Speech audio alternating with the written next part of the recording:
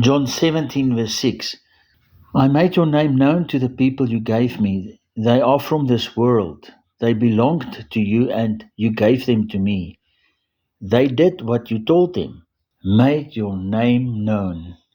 Made your name, your nature or character known. But to who is the character or nature of God made known?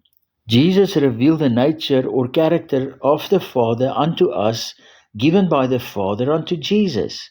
Jesus prayed this before his crucifixion.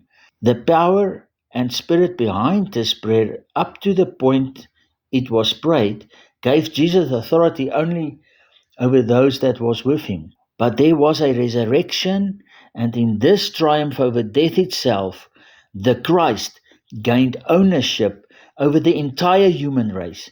Everyone means everyone, the entire human race.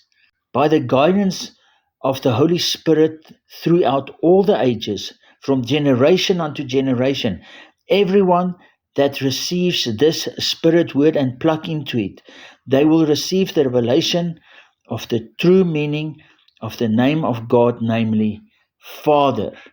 Father, thank you that generations later we are included in the power of this prayer by Jesus in John 17. Father, I know now that the work that Jesus started was the beginning of the return of mankind back to Father God, from out of old dead Adam nature back into original living Christ nature. We are unto the glory of Father God.